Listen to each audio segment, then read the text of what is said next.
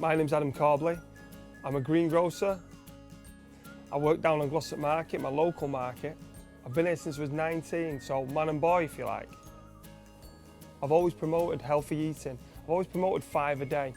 Eat more fruit and veg, be healthier, lead to a healthier lifestyle. Whilst on the trip to my bank to pay some money in, I got chatting to a couple of cashiers and they complained of being bloated after lunch, which I couldn't understand. I knew it was a problem, but I didn't know why.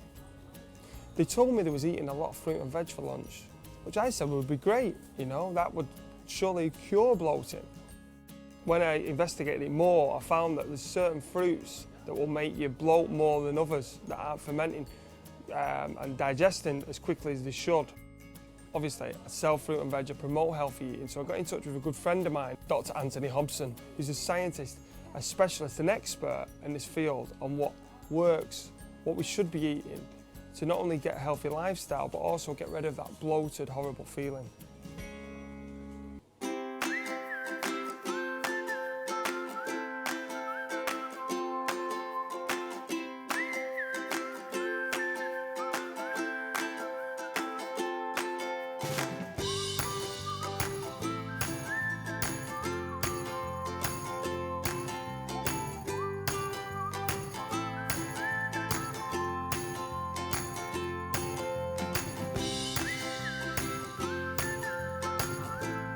Adam, great to see you, mate. Good Thanks to for see you. inviting me down here. No problem at all. You're welcome anytime, you know that. Brilliant, yeah. So Adam's asked me to explain some of the science behind why some people eat fruit and feel bloated and other people feel perfectly fine. So Adam, what happens is that some people have bacteria in the bowel that ferment these sugars in the fruits, and these can make them feel very bloated. And I see patients like this in my clinic all the time, and that's because they can't digest the sugars in certain fruits very well.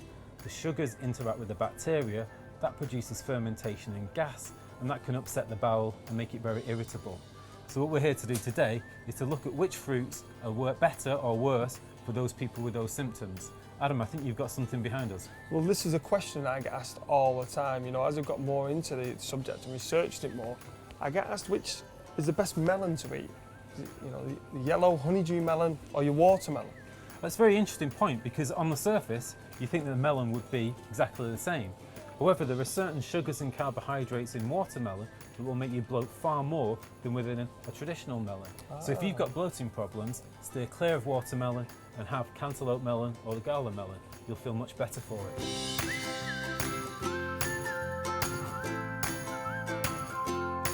So Adam's agreed to be my experiment this morning. I've had him eating the most highly fermentable fruit possible. He's had pears, he's had watermelon, he's had mango, all the things that are more difficult to digest. So if he's going to bloat, then these are the things he's going to bloat on. Indeed, I've been the guinea pig this morning. I've had a very healthy breakfast. I've had conference pear, which I don't usually have. I usually am more of a Williams pear man. I've had 2 mangoes and about half of a watermelon. So what we're going to do is, all of those sugars have been processed now in Adam's bowel. Now, if he's not absorbing them properly, the bacteria in the large bowel are going to start fermenting those. They're going to produce gases, the gases are going to be excreted through the lungs, and we're going to pick it up on our hydrogen breath test monitor. A normal reading is less than 10, an abnormal one is over 20. So Adam, nice big long blow. That's it, blow, blow, blow, all the way to the end of the breath. Keep going, keep going. Excellent. And what we're going to do, we're going to look at the screen. And if these values go above 20, we know that Adam is not absorbing the sugar and the bacteria are fermenting things. Okay, so can you tell us what the scores on the doors are, Adam? I'll make that. Well, it's an 8. 8. So 8, you're less than 20. That means that you're absorbing all those sugars and carbohydrates normally. You're not going to get bloated. All those things are good for your healthy diet. No problem. Brilliant. I passed. You don't have to come to my clinic, Adam. Well done. That's a relief.